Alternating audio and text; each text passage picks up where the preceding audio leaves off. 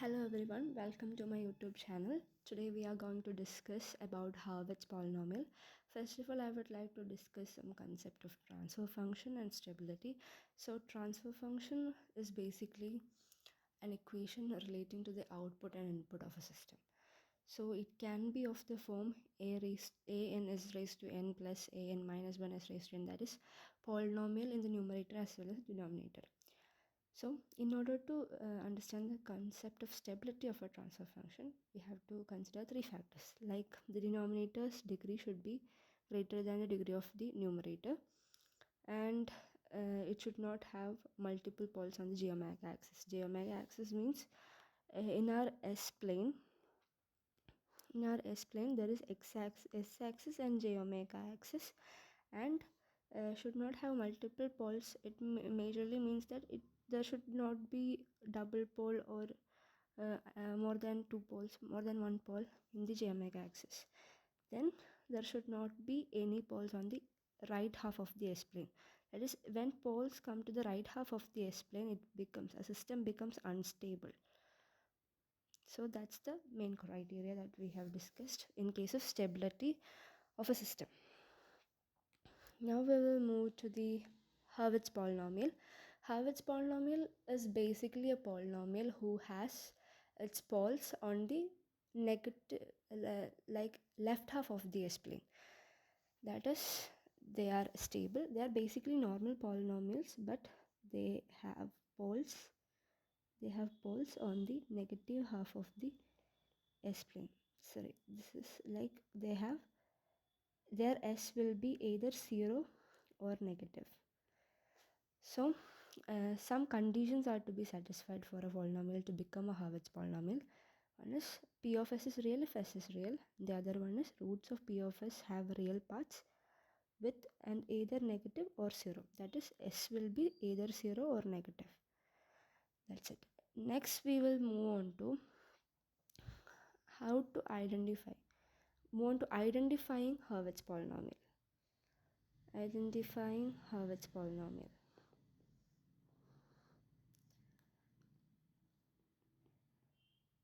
In order to identify a polynomial as Hurwitz, we have to consider certain properties of Hurwitz, basically. So, in current scenario, there are 5 to 6 properties. First of all, I am taking a polynomial just in general, that is an s raised to n plus a n minus 1 s raised to n minus 1 plus etc. a1 s plus a naught. This is a general formula for a polynomial. I'm considering it as some kind of p of s or something. Okay. Then, first condition is there should be all terms present. All terms should be present. That's the first criteria. Like if I'm starting with s raised to 5, then it should contain s raised to 4, s raised to 3, s raised to 2, s raised to 1 and s raised to 0. That is, if there is a higher order, that is if it's 5, then it should contain 4, 3, 2, 1 and 0. That is, all terms should be present. And the next criteria is all the coefficients should be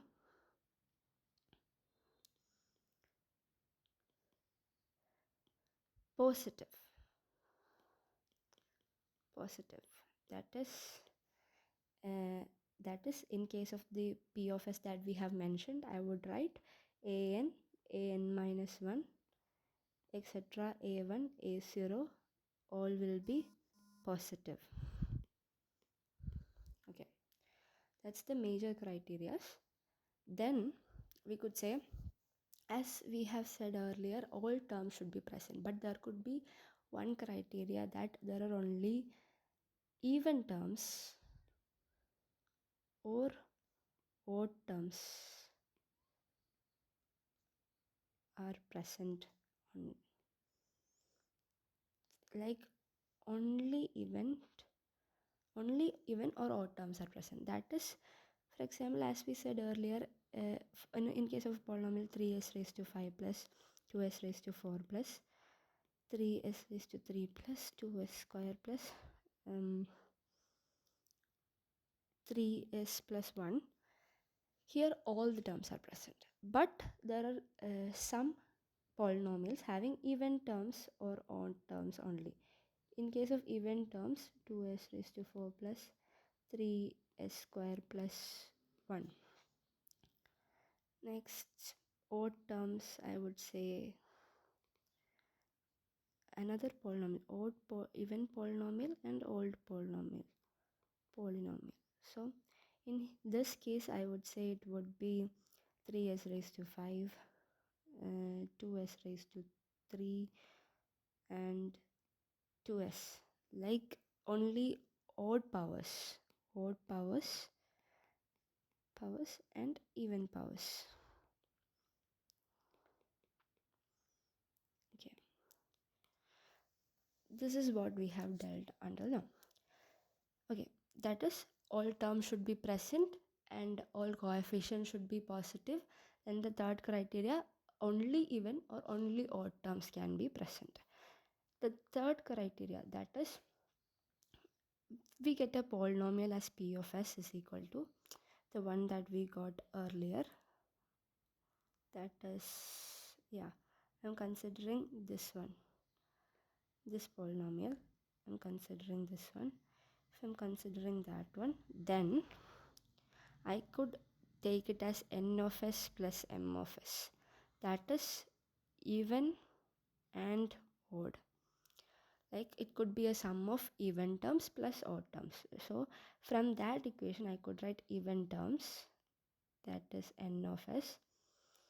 From the above equation I'm writing 2s raised to 4 plus 2s2 plus 1, and odd terms as, that is m of s, which is equal to 3s raised to 5 plus 3s cube plus 3s.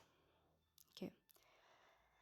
And now that we have obtained even terms and odd terms, we have to find the coefficients by doing continued fraction on these terms. We have even terms and odd terms, so we could either do n by s or m by s or m of s by n of s, and do continued fraction. We will be doing continued fraction on even terms and odd terms, and these fractions are determined by which one has the higher order, higher degree. That is, in this case the odd term has order of 5, meanwhile the even term has 4. So we will be taking the odd term as the numerator. So 3s raised to 5 plus 3s cube plus 3s will be divided with 2s raised to 4 plus 2s square plus 1. We are doing continuous fraction expansion.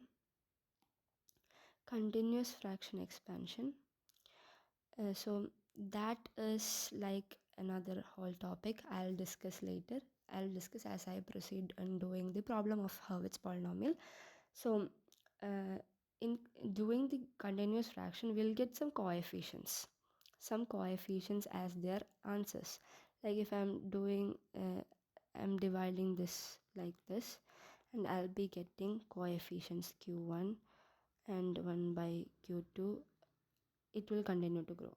So by using the above fraction, we will be finding quotients, and these quotients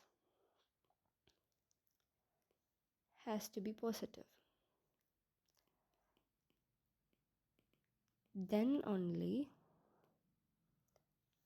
will the polynomial be Hurwitz.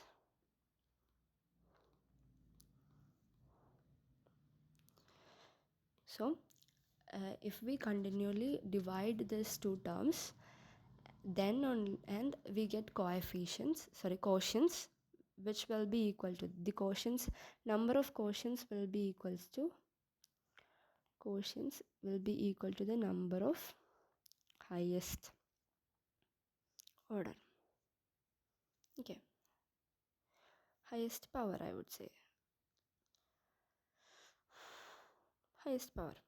Okay, then so we'll get quotients, and all quotients has to be positive for the polynomial to become a Hurwitz polynomial. This happens in the case of, what did we actually say? We said this happens in the case of even and odd polynomials. That is, the whole polynomial can be divided into even and odd. Then only we can apply this formula and find out whether it's Hurwitz or not. But if the polynomial given, p of s given p of s is either odd or even, what will do? So I'm considering an odd polynomial like s raised to 5 plus 3s cubed plus 2s. This is an odd polynomial. Then how will we find out whether it's Hurwitz or not? It's basically simple. We just have to take the derivative, that is p dash of s. That will be 5s raised to 4 plus 9s raised s square plus 2. And we have to divide p of s with p dash of s. We do continued fraction